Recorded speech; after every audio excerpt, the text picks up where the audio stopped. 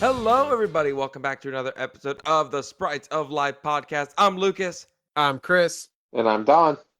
and we are here for yet another episode. And honestly, I feel a little left out for this one because you all got to see the reference material for this episode, and I was busy working spring break. So tell me, This guy's slacking on the research.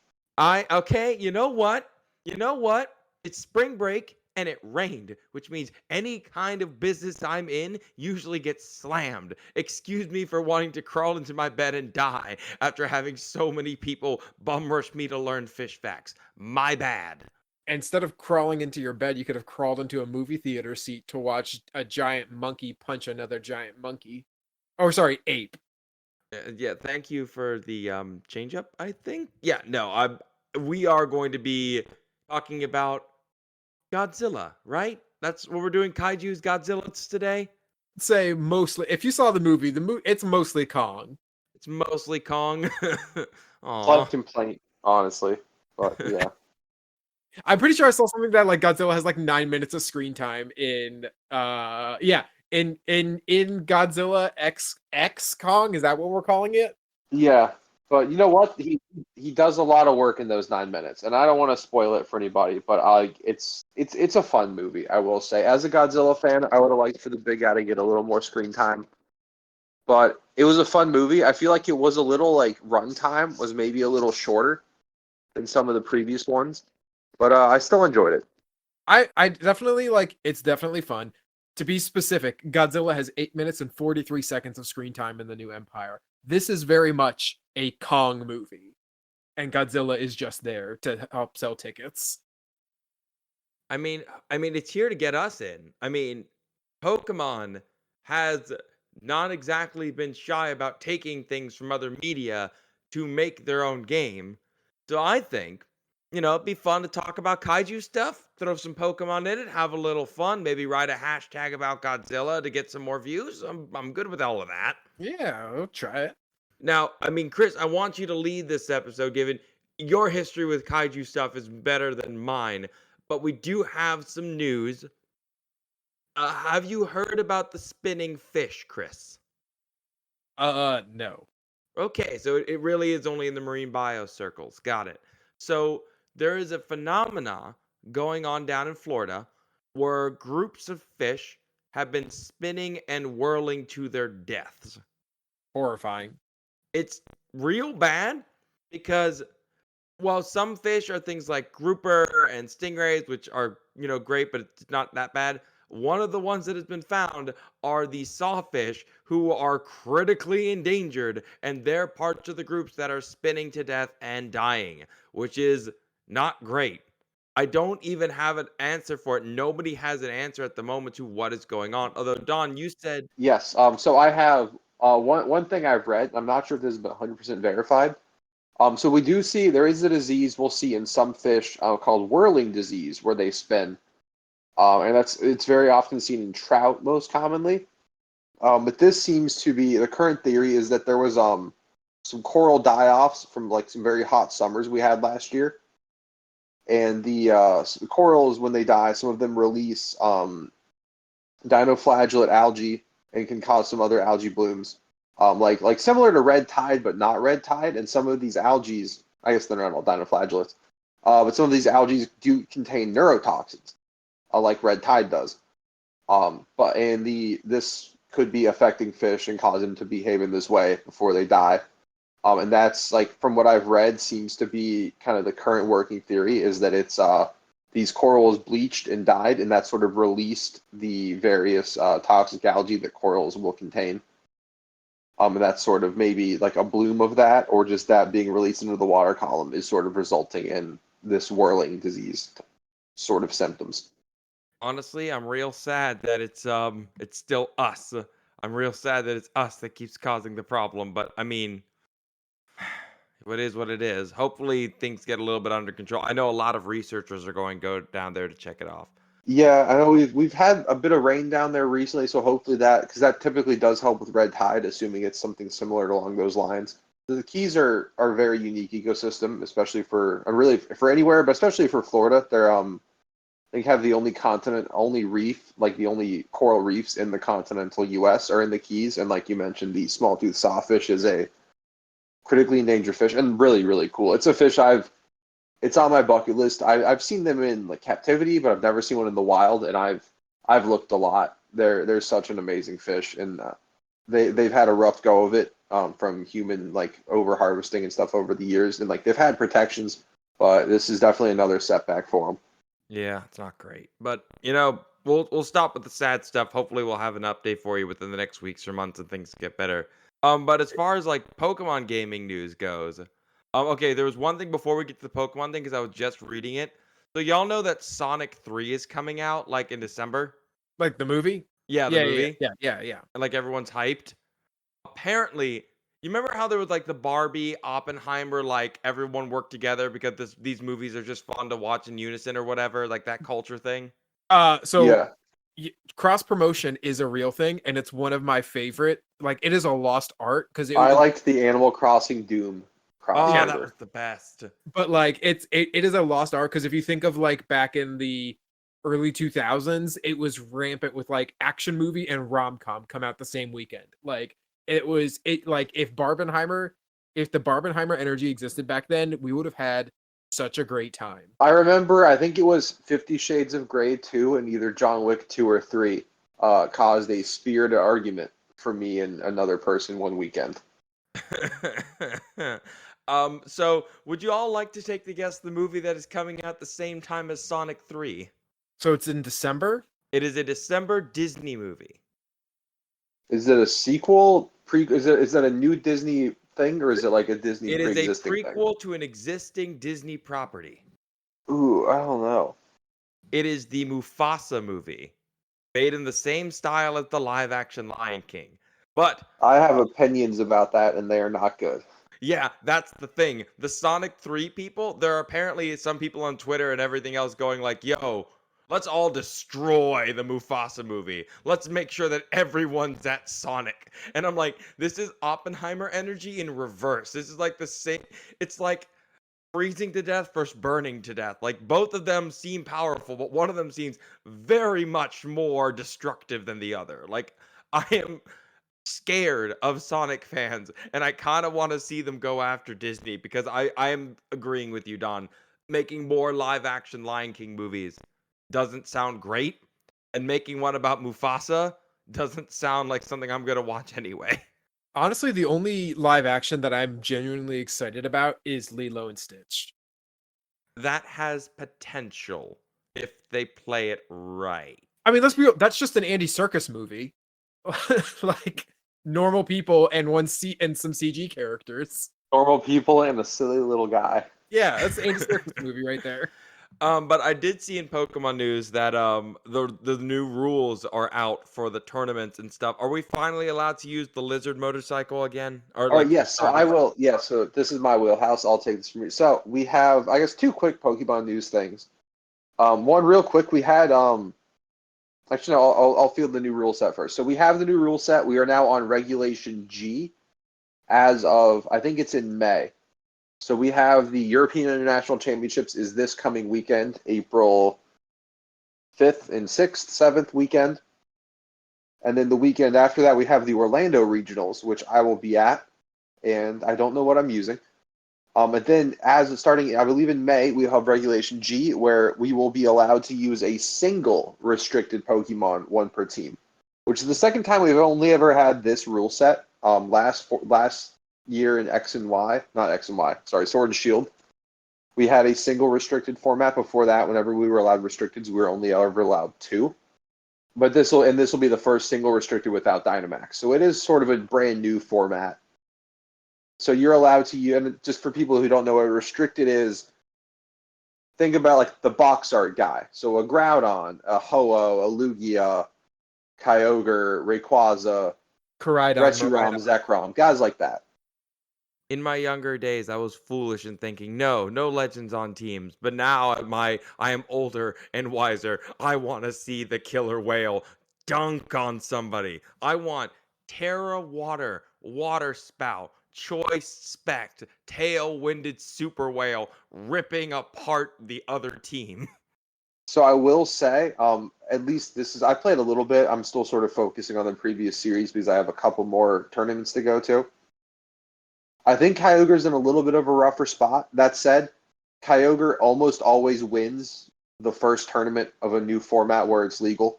And I would not be surprised if that happened again or if it made a very deep run because we do have a second restricted Sunsetter in Koraidon who actually resists water moves. Because Groudon can switch in to take away the rain, but he's still going to take 70% from a water spout. So Koraidon is a new sort of threat. Miraidon is also very hostile to Kyogre. But I do think Kyogre is very good. The sun being set is great for Paradox Mons. Kyogre does like some of the other guys. I think Miraidon's very good. Calyrex Shadow Rider is honestly just, I think it's broken. It's kind of a disgusting Pokemon in terms of what it can do.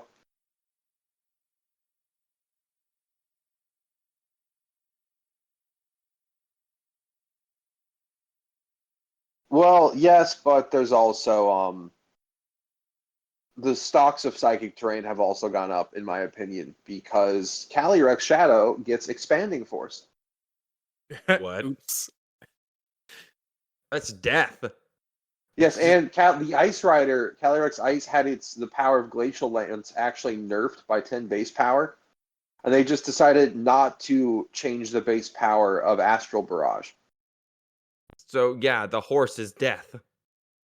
Yes. It's the Ghost Rider. He's the Ghost Rider. He's coming for you. But I so far my first few games, it's very fun. I think quite a few Pokemon are viable. Zacian also had a bit of a nerf. Intrepid Sword only raises its attack once per battle instead of every time it switches in. Cowards. But I think quite a few of them are good. I think some of the more niche ones. I think with Terra, Pokemon like Ho-Oh and Lugia that have been a little less popular are going to be better. But I think they're going to really have their time once we're allowed the double restricted.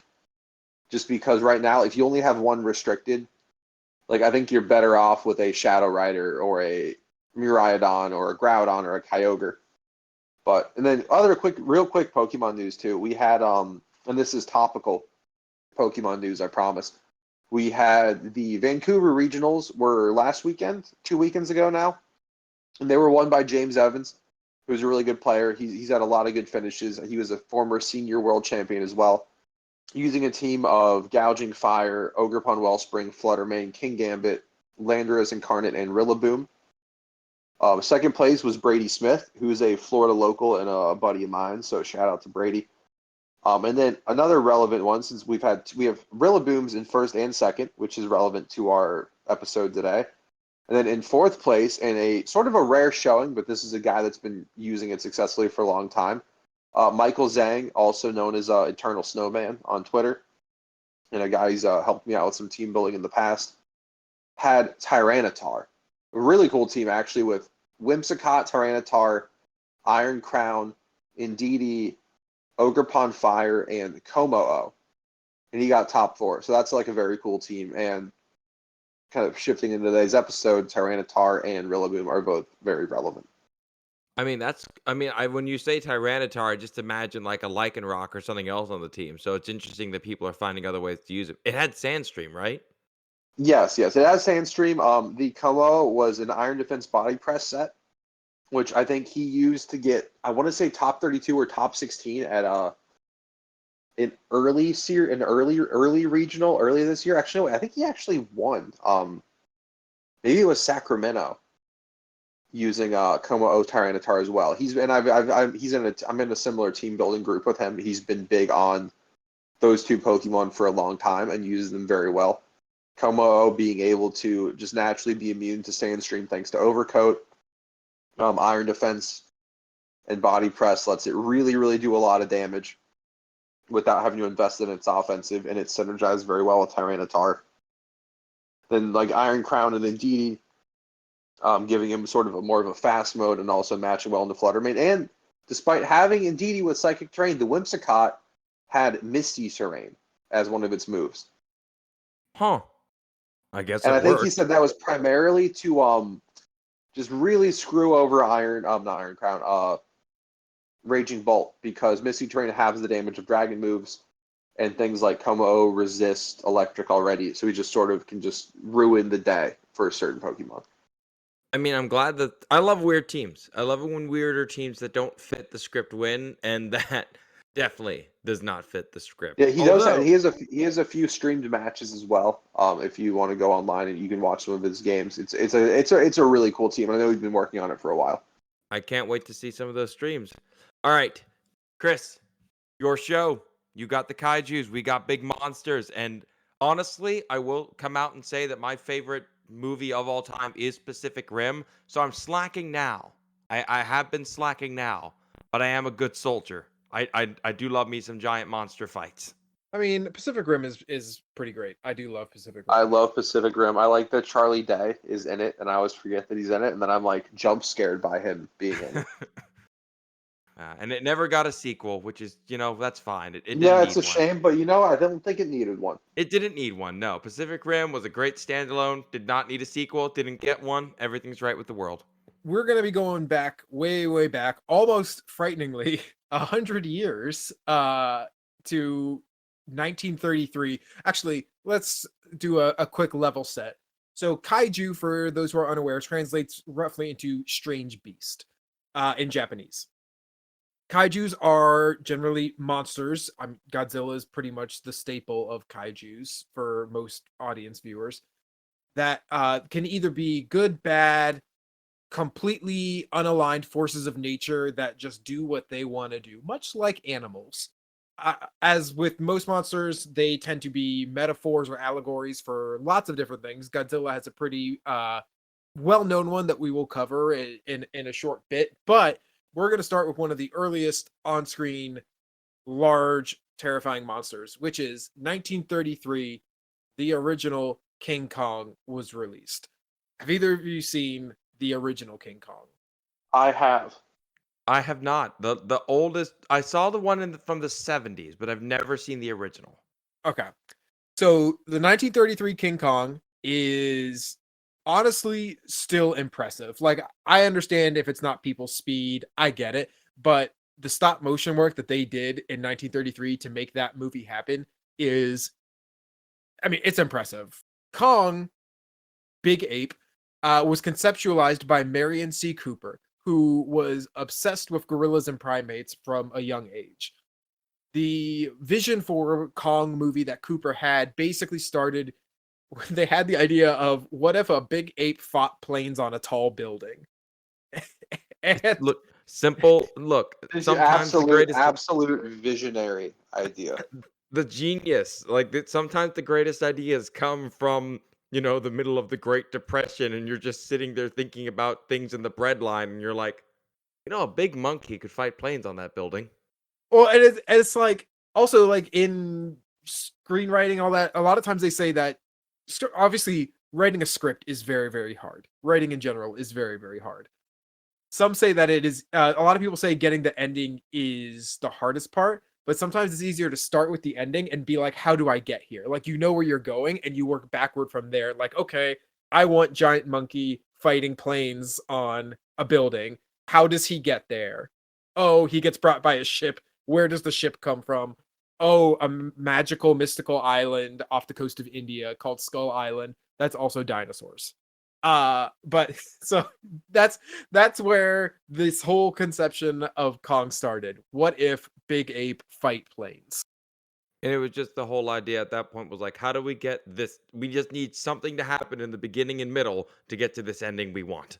Yes, exactly. One other fun bit that I found about Cooper is that they were inspired by Komodo dragons, which are obviously a tie-in with Godzilla, but they wanted to have Big Ape fight Komodo dragons, and it didn't necessarily work out that way, but that's why you have the dinosaurs on Skull Island that Kong does fight. I believe Kong, if I'm remembering correctly, because it's been a minute, but Kong fights like a T-Rex at some point. But that all that comes from basically Cooper being like, what if this big ape just punched everything? Okay, so you want to know what makes the Komodo dragon thing make more sense? The Komodo dragon was not officially recognized as an animal. Like, it wasn't like discovered by the world until 1910. People described this thing. They went like, "Yo, yo, yo, there's this thing out there," and people thought they were crazy and hallucinating. There are no dragons. What's wrong with you? We're a modern civilization. It wasn't officially recognized as a species until about 23 years before this came out. And Cooper was probably like cooking this up maybe like in the 1920s. So So it yeah, would have this only. was like back in the day where you were still discovering new crap all over the place because of the new tech to travel. So what you're saying is a new species was like recognized and discovered, and this person was just like, but what if an ape punched it? Mankind. Sometimes you just mankind just is beautiful. Sometimes I might cry. It's beautiful.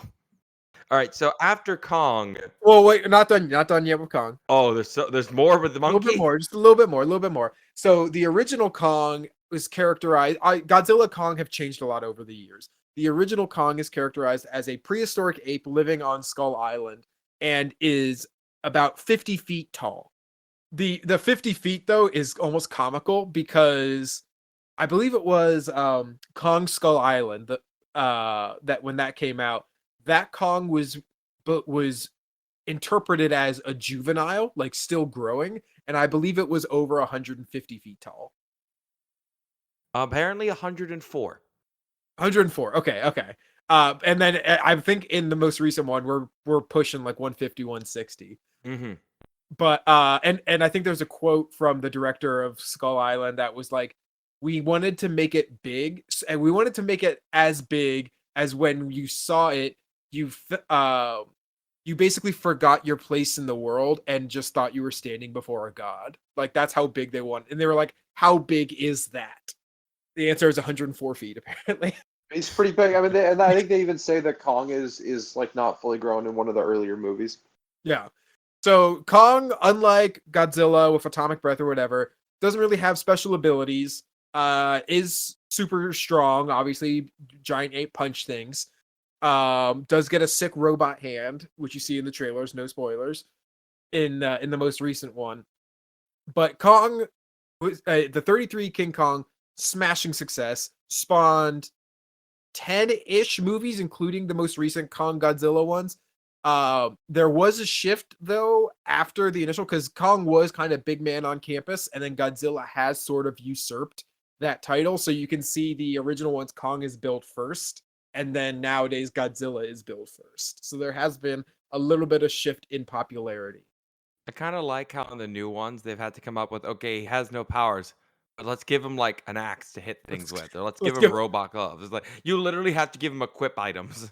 yes, I mean, exactly. to be fair, Godzilla's kind of like he's Godzilla, and Yeah. you have to give Kong something if he's gonna Mhm. be the rival slash teammate. I hope the next one they just give him a supersized, like semi-automatic machine gun. Like it's literally just a massive scale. Here you go, gun. I saw a thing. I saw someone was saying they should give him like a cool shield, so that he's got like a whole. So he's like 3 different Avengers put together. Moving on a couple decades from Kong's release, you actually have Godzilla to be born, released in 1954, and that film was actually inspired by King Kong. They saw what they did, and they were like, we want to make something like this. As I said earlier, monster films tend to represent some sort of existential fears, crises, especially present at the time.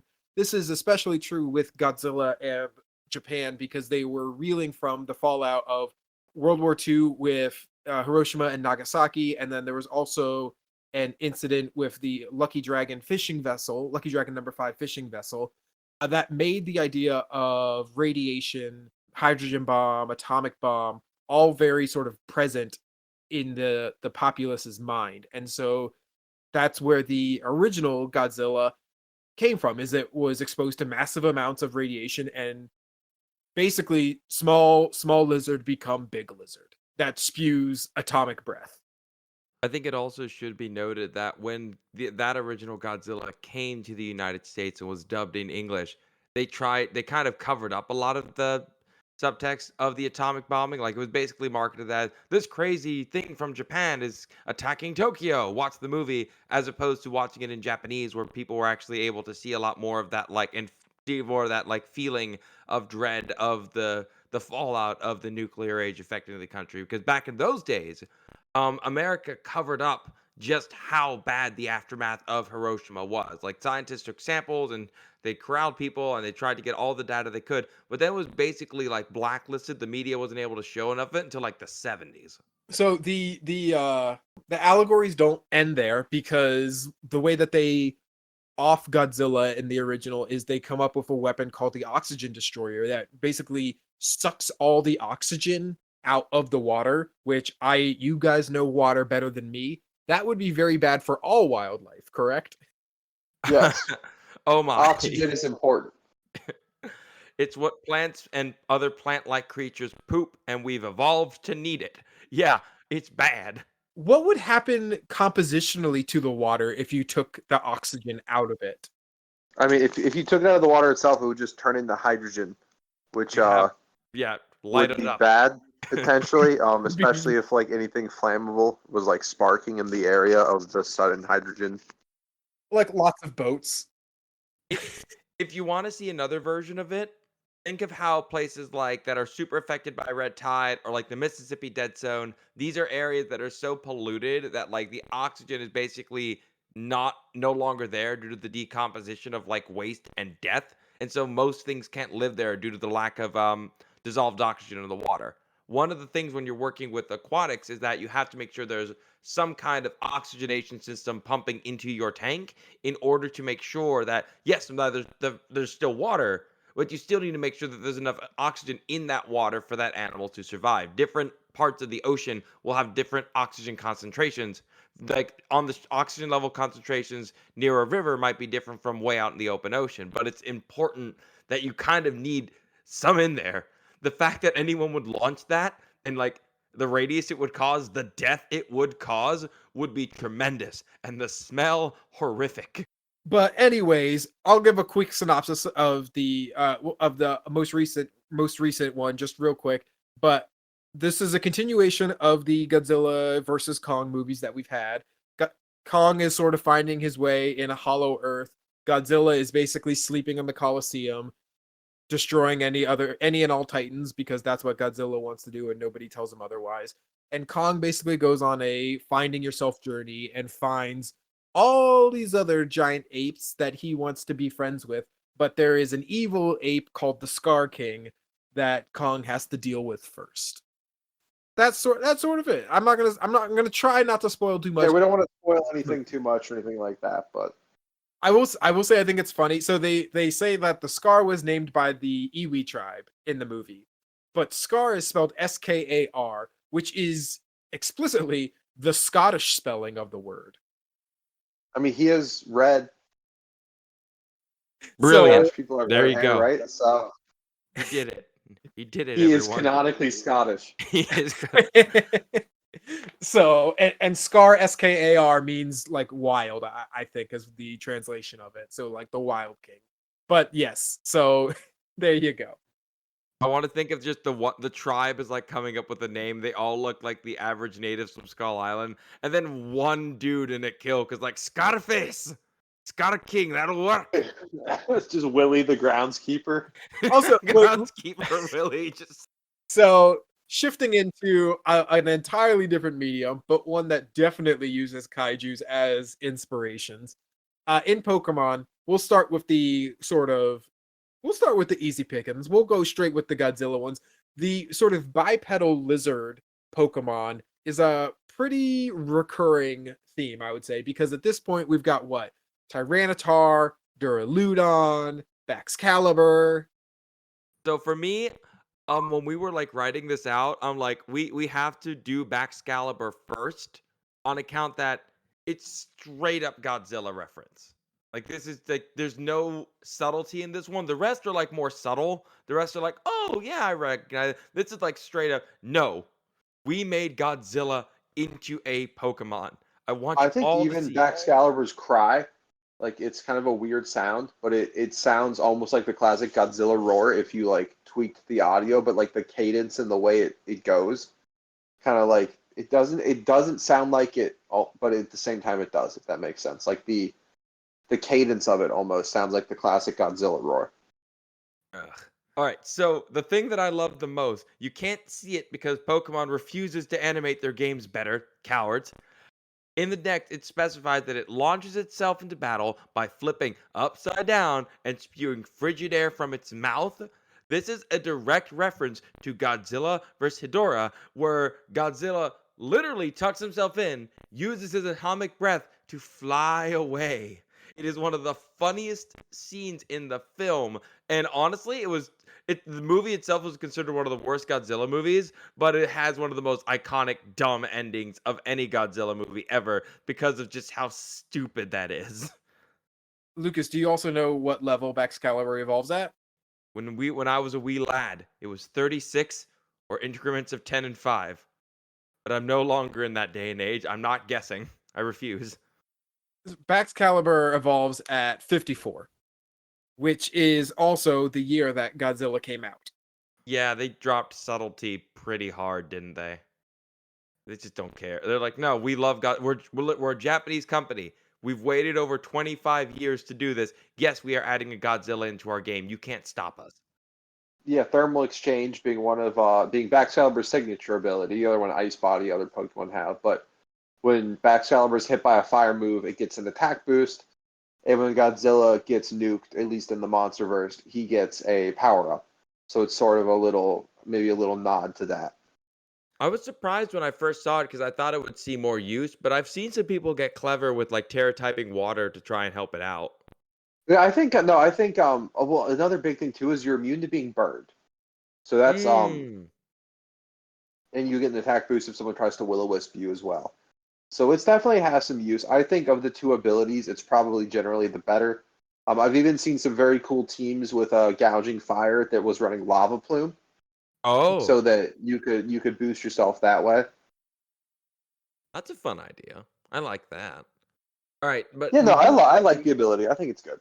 honestly for a design too. When I first saw him, I'm like, that's going on my team. It's just dumb fun. Like it's a Yeah, I Godzilla. used him. I like him.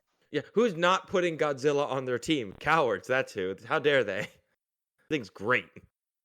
Now, as far as the other kaijus go, we do have one who is like the quote unquote original giant monster kaiju in Pokemon, right? Yeah, so Tyranitar is sort of the quintessential, you just made Godzilla a Pokemon. Hmm. And that's fair. So Radiation, much like Sandstorm, gives you damage over time. So it all adds up. That would be really, really horrible. Sandstorm, instead of damage over time being the dust, it's just, gamma rays. Like, oh, no, chemotherapy. No, please, God, no. so Godzilla, the bipedal appearance of Godzilla actually had a kind of more like practical application when they were filming it. So when they initially started wanting to make Godzilla, they were inspired by King Kong, and they wanted to do stop motion. I think it was going to take like 7 years or something to finish, and they were like, this is too long. We need to speed this up. So they shifted to what is now known as suitmation, which is just a person wearing a suit walks down a slightly bigger set than you would if it was stop motion, and giant man in latex suit smashes things. The problem with this setup is that latex gets really, really hot. How many actors almost died just trying to be the big lizard smashing a building for people in the 60s? Well, there was two heroes, if you will, that would wear the suit for under the baking lights. And I think it was something like one could only be in the suit for like 3 minutes before they passed out. And then and like they lost like 20 pounds during filming. Like it was brutal what their bodies took to make that movie. And definitely like I see no better sign for why CGI is a better option, because this is what they had to do to make this happen. And CGI, just like nobody is hopefully passing out from heat exhaustion because of that. That's one argument, but on the other hand, the blood, spite, and tears coming from those actors can be seen in Godzilla's cold, dead eyes as he's burning down a subway car. This is true. But the one thing that Tyranitar does definitely get that is Godzilla is the sheer utter destruction that Tyranitar wrecks on any environment. I think in the Pokedex it talks about how it buries rivers, it reshapes maps, it knocks down mountains. Yeah, it says maps have to be redrawn after Tyranitar goes on a rampage, which is honestly crazy. Because that Tyranitar is like 6'4". It's not that big. Hang on, I have to look something up. I gotta. Like, how big is Kobe Bryant? I think he's bigger than 6'4". Give me 1 second. I have to. You can cut this out while I'm at it. Yep. Kobe No. Bryant is 6'6". Kobe Bryant is 6'6". So, yo, who's gonna rip up the map first? To Kobe Bryant. Oh, okay, no, so I take it back. Tyranitar is 6'7" and 445 pounds, 202 kilos. Okay, so like he's just a little taller than Kobe Bryant. How tall is Shaq? I think Shaq is 7. He's 7'1". Yeah, no, Shaq's just like dunking on him. Yeah, I mean, again, 445 pounds. Tyranitar's got some heft. But can he dunk though? I'm think- looking at his move. Let's see I don't- what his I don't- move pull is. I don't know. I don't think Pokemon lists his vertical. Yo, with March Madness wrapping up, like, yo, who are you gonna put on the field? You gonna put up like the 7'1", 19-year-old kid just looking for a shot, or you could have put up the 6'4" dragon monster with Sandstorm? Oh my god, I just want art of Shaquille O'Neal dunking on Tyranitar now on the courts. I don't see any jumping based moves. Tyranitar has a massive move pool, but I don't see anything that would indicate he could dunk. Oh, So- shame. We so found his for- weakness, boys. We've done it. You said Tyranitar was 460? 445. 445. Okay. So I looked it up because we're in this basketball world. Yao Ming is 311 pounds. If you want to know how heavy Tyranitar is, have Yao Ming carry a teenager. And that's Tyranitar. Jesus.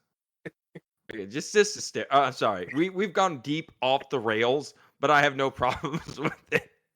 Kobe Bryant is the Godzilla of basketball. Just stop. Rest in peace, Kobe. Rest in peace. But God, just oh my God. So the other thing that it says about Tyranitar is that it's always looking for a fight, which comes up with the territorial battles that we got in Sword and Shield between Titar and I always say, is it Duraludon or Duraludon? Duraludon, yes. Which I'm a bit of a Duraludon hater. Not even really a hater. I just don't think it's really like a valid rival to Tyranitar. I mean, it's kind of just going to destroy Tyranitar because Steel to Rock, but Well, yes, but no. It could. Well, so Tyranitar does have the same. I mean, so its big thing is that Duraludon and Archaludon do get body press, but Duraludon's not that bulky. It has like almost no special defense. Tyranitar has decent enough special attack. It could probably beat it with body press, being able to like hit it 4 times, but it doesn't have like the stamina like its evolution does. And it's also just like when I heard Tyranitar Rival when the game was still coming out, we didn't know. I was expecting Tyranitar tier stats, and that's sort of just way off. Like the base, it's 535 base stat total. Tyranitar is at least 600. I mean, it gets worse when you realize that they realized this and decided, all right, we need to evolve him. And instead of evolving him into like the true Tyranitar rival, they turned him into a bridge. Yeah. Not great, but I mean, like. Also, I'm pretty sure Duraludon's made of aluminum and maybe also hollow. He's 5'11" and he weighs 5'11" and he weighs 88 pounds. isn't it like, doesn't he have like light Excuse metal you? or something? No. Go. How many pounds? 88 pounds. No way. Yeah, so that's things people, and this is, I like Archaludon and I've used it. If you're running Heavy Slam on Archaludon, you are incorrect, and I'm sorry to tell you this. Archaludon weighs like 150 pounds. The only thing you're KOing with Heavy Slam is Flutter Mane. Just use Flash Cannon, because like Archaludon weighs a tenth of what Raging Bolt weighs. I can suplex a Duraludon. I can pick him up. I can't throw him, but I can pick him up and drop him. Well, that's what it's light metal. Doesn't it have light metal as an ability? Doesn't it also have Yeah, which heavy would then metal? make it weigh 44 pounds. Jeez. Oh, I got one at the right ability. Hey, Don, catch! Just passing He it. We're has just light passing metal, it. heavy metal, and stalwart. Stalwart's the only good one. Jesus. Like, even if you doubled that, that's worthless. Good God. Yeah. Why, And then our Pokemon? Chaladon, its evolution, our Chaladon is 6'7" and weighs 132 pounds. That is just. Why would you disrespect Mecha Godzilla this way? Excuse me. How dare you? Like, he's Well, Mecha Godzilla, right? I'm not crazy. That's the idea. no. Oh, excuse me. Sorry, I got something stuck in my throat. Hydrapple weighs 100 pounds more than our Chaladon. Don't disrespect my dragon. We're not disrespecting your dragon. You're using your dragon to disrespect the other one. Good God. This But- is sad. Mechagodzilla is definitely an interesting bit. Mechagodzilla has like multiple origins, but like so it's either from space or it's man-made. The most recent one was man-made as a response to Godzilla, but regardless, it's supposed to be made from space titanium, which I think I would rather them go with just putting space in front of something than what Avatar did with unobtainium. Have you seen what Gundam does? You know what most Gundams are made out of? What? Gundanium. I like No, that that's not more. I like just slapping space in front of an element.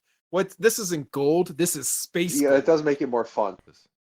I mean, yeah, no, this has turned into me really being upset about Duraludon. And now we can't even say, oh, we'll just give him an evolution and make it better. They tried that. And it's now I mean, I don't not think our Chaladon's terrible, but it's still cartoonishly light. okay. The only thing I'll say about Archaludon is that at least they gave him a death beam because Mecha Godzilla should be packing heat. He should be. That's just Yes, how it it should does be. have Electroshot's a pretty good death beam. That's fine. I'm cool with that. Everything else, it's like, no, Duraludon, you deserved better. And honestly, I like the fact that Electroshot doesn't have to charge in rain, implying that that's sort of more of a Godzilla rival or Tyranitar rival thing, since Tyranitar wants to be in sand, and now our Chaladon wants to be in rain. So, we don't have too many references to Kong in Pokemon. We only have the one gorilla. But Kong deserves his shout out. So, the original Kong vs. Godzilla was originally based off a screenplay called King Kong vs. the Prometheus, and it never got made. Universal, a random producer showed up and said, "Hey, Toho, you want to make a movie with Godzilla and King Kong together?" Before that, Godzilla had kind of been like pushed to the sidelines and he was frozen in the movie before. And so this movie helped reinvigorize the franchise. It basically brought Godzilla back from the dead. Without the King Kong vs. Godzilla movie, there is no Kong versus Ghidorah. There is no Mothra and Godzilla. There is none of that. There's no Godzilla that we know today past the 1950s without Kong vs. Godzilla. So King Kong, while he is the lesser of the two combatants, the man helped come out swinging. The monkey did his job. But for Rillaboom, it's interesting because the one gorilla you get in those games is the one that can turn kaiju size. Now, does he get a sick drum kit to go with it? Yes. But I should note that, like almost everything else about this guy, the only thing that really ties him to Kong is that they made the only true gorilla monstrously huge. And I actually want to check how heavy he is now. I mean, we've been playing this game all day. I'm gonna go check how heavy it is. Do you mean so he's about 200 pounds non-GMAX? So bigger than Duraludon. Heavier than our Chaladon. I'm gonna see Gigamax, and I'm gonna see if they have the weight in Gmax.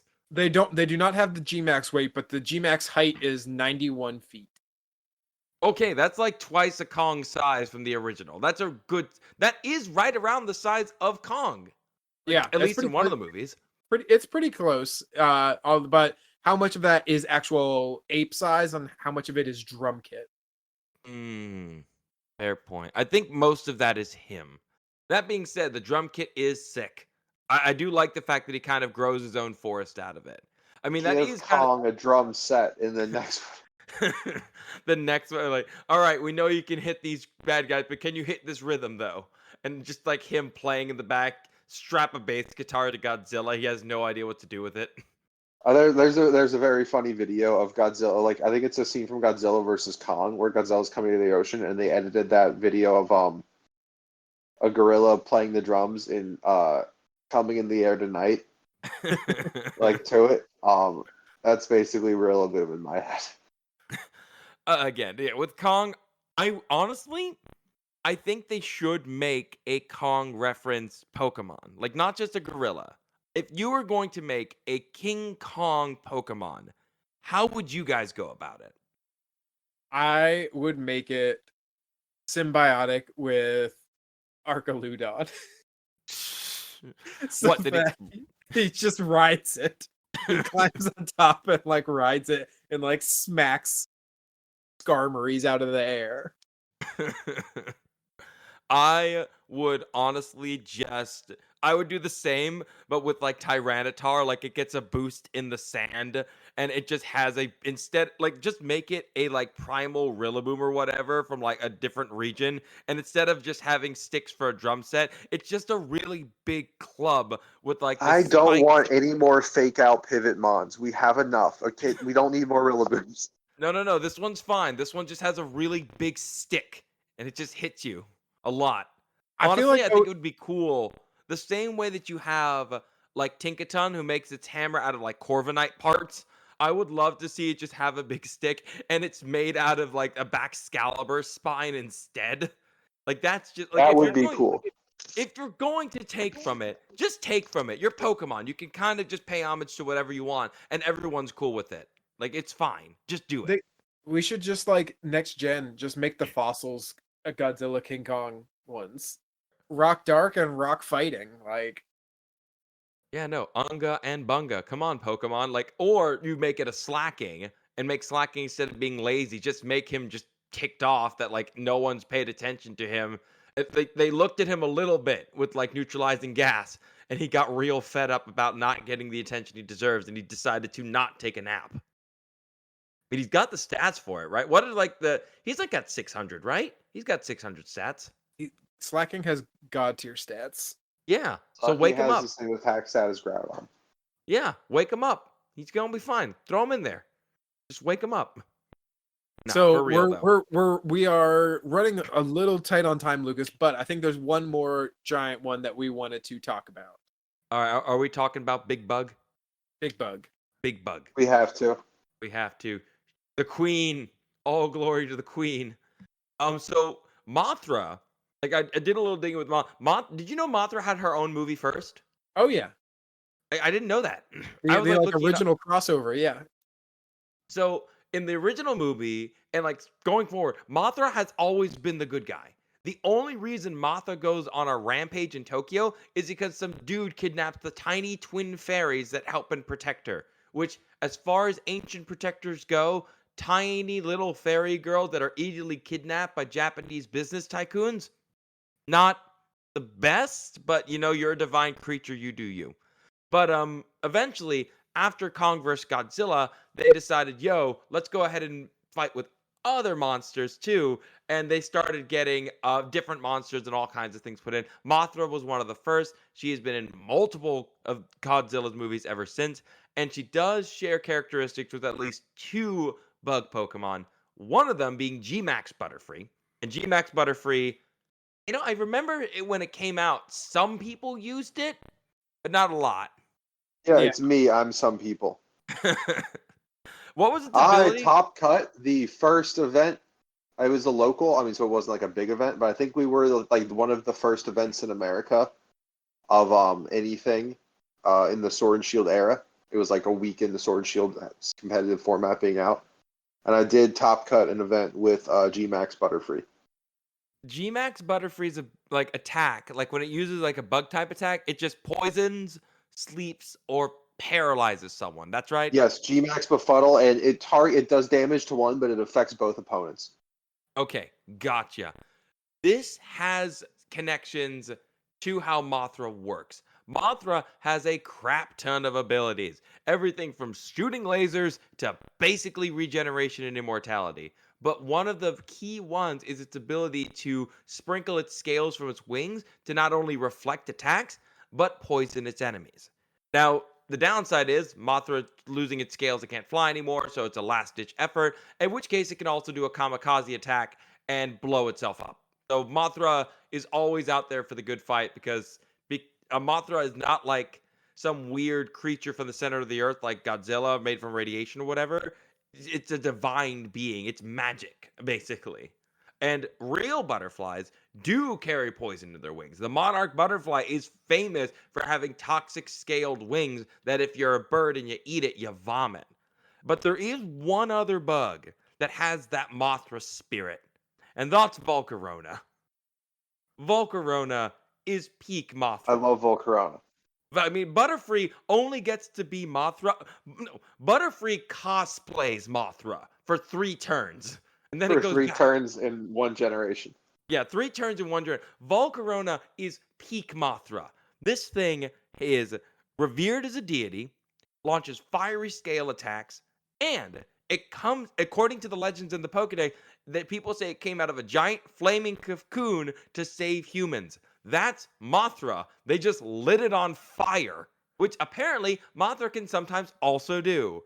I love Volcarona because they literally just decided in Gen 5, hey, we want a bug type that's like good in a fight, like really good. And they decided, yeah, fire bug, go get him. Now, granted, when Stealth Rocks becomes a thing, you got to try and deal with that. But I love Volcarona. It is so much fun to use if you know what you're doing. Yeah, Volcarona actually did really well at the EU. I think there's some European players that have been using Volcarona. It did well at a European regional a couple weeks ago. I would not be surprised if we have some good Volcarona showings this coming weekend. All right. Do you know what Volcarona's nickname was in those ancient societies? Oh God, what was it? So there's the there are so these are from the Ultra Sun and Ultra Moon.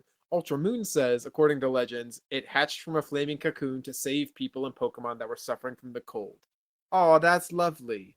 In Ultra Sun, it says, as it flies, it scatters its flaming scales. It was feared by ancient people who referred to it as the rage of the sun. So not always a good guy. That's fine. I get it. But it's still like this is peak Mothra. If it didn't evolve from its little larval form, it would be even funnier if it was like just a really beefy metapod.